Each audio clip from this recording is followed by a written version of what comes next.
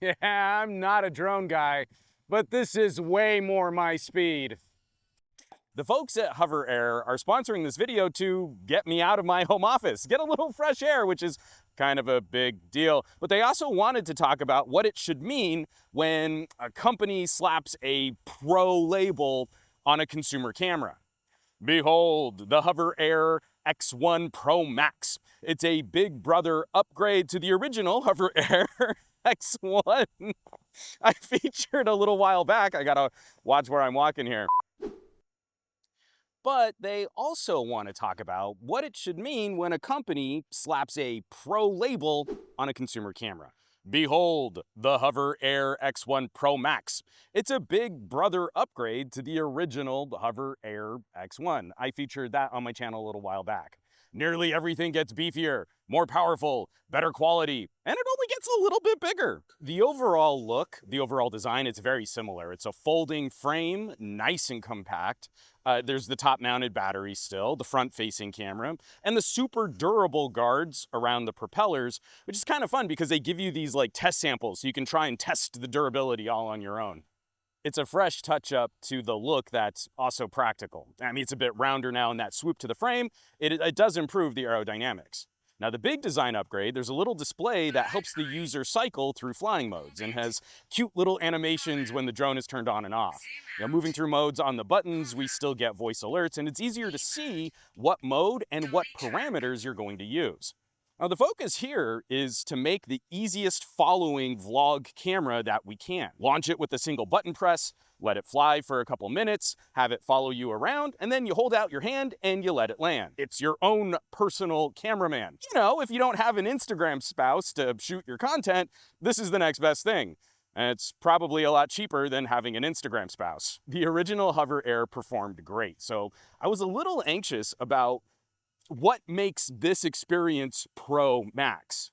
I think many would feel it's not a pro camera drone when the focus is on automation and simple interactions. Oh man, we've got landscapers working all over the neighborhood, and apparently there's construction happening at the park that I like to shoot a lot of my videos. I thought we were gonna avoid the big heavy machinery. So every bit of this hardware has gotten a touch up, and there are some more pro things we can add later with accessories, but we'll talk about that later in the video. Focusing on the drone for now, it is a little bit bigger and a little bit heavier, but still folds up for travel, nice and compact. The extra space helps us increase camera sensor size. Batteries on the original X1 could last up to around 11 minutes on a charge. The Pro Max, up to 16 minutes. The follow speed has significantly increased from 16 miles an hour to 26 miles an hour. The Pro Max should hang with adventure sports a little bit better, more powerful motors, improving stability and adjusting for higher wind speeds, which we've been testing here in Southern California, from level 4 to level 5 wind resistance. The internal storage doubles to 64 gig, but we also add an SD card slot with support for up to a terabyte of additional storage. I popped in a new PNY high-speed card just to give me some extra padding, a little extra recording time. New sensors are added to the rear for better collision detection, and the big hardware update, the front camera on the gimbal gets bigger. Higher resolution and faster now, a 1/1.3 inch type sensor that rivals the hardware found in premium phones like a Pixel Pro or a Galaxy Ultra. We can shoot standard video in 8K 30 or in 4K 60, and this supports slow motion at up to 4K 120. It saves higher bitrate video in higher resolution and with better dynamic range and clarity. The first HOVERAir is a great vlog and go snapshot video solution. The footage from the Pro Max is a noticeable step up. Internally, we get a processing power upgrade using this new chip.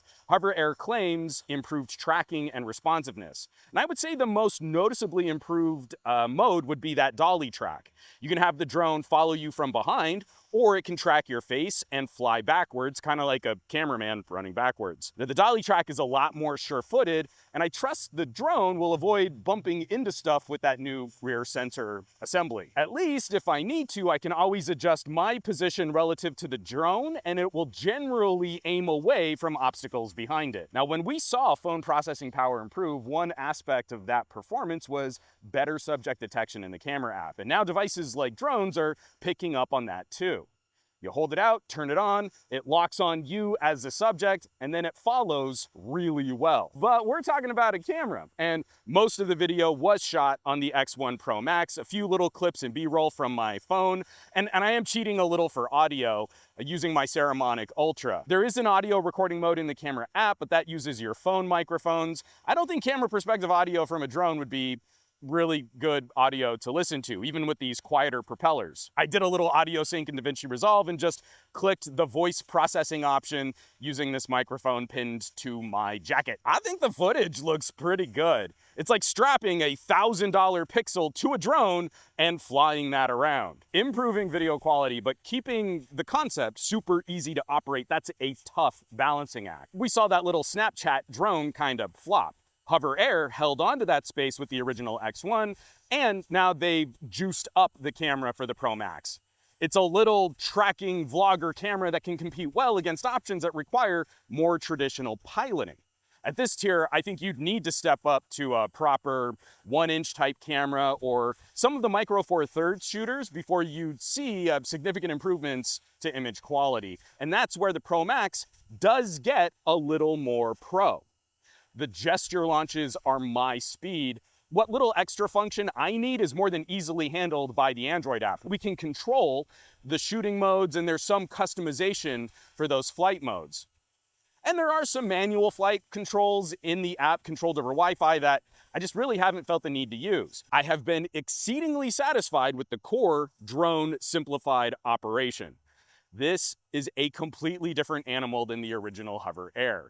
That drone and a couple of batteries is on sale at the time that I shot this for $299, which is awesome for folks sharing that kind of social media video on their different platforms. The Pro Max was kind of perfectly designed in a lab for a nerd like me. I am not a drone pilot. I am probably never going to seriously mess with aerial gadgets that require FAA clearances, but I really like this jump in camera quality. I'm much more likely to mix this footage into my projects, and it'll blend better with the phone footage that I capture now too. The Pro Max starts at $699. The kit I'm test driving includes an extra battery, a fast charging 2-battery hub with a 65-watt power supply, and a carry case for $879.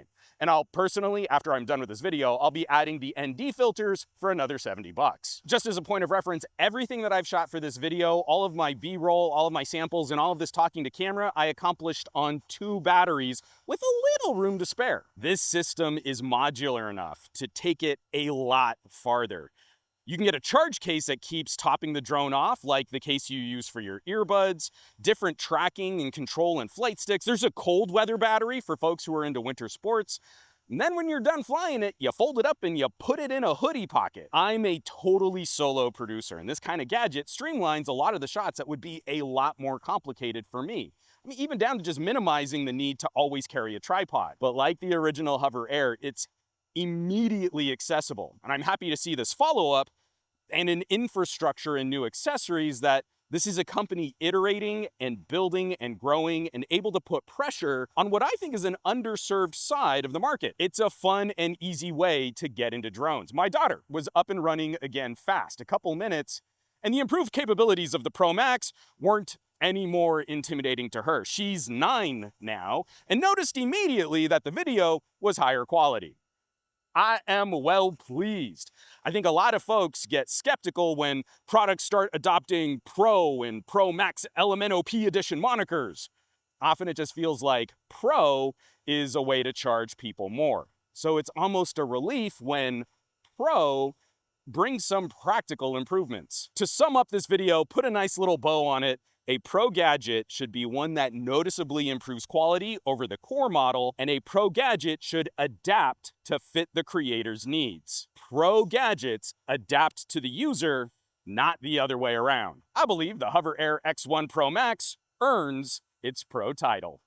I will, of course, have some links in the description down below for more information on HOVERAir products, especially this, the new Pro Max, where you can maybe shop one of these bad boys online. A huge thank you to the folks at HOVERAir for sending this my way, letting me spend a little time with it, take it out for a test drive, get some flying time in. And also a huge shout out to this list of names scrolling by on your screen right now. A huge thank you from the bottom of my heart. This list of people are directly responsible for helping me to keep the lights on in the Gadget Lab, even though I was able to get outside for a change. It's nice when we get to have work outside. Patreon.com/SomeGadgetGuy. They're the folks who get first looks at all of the new phone and tablet and gadget reviews that I've got prepped.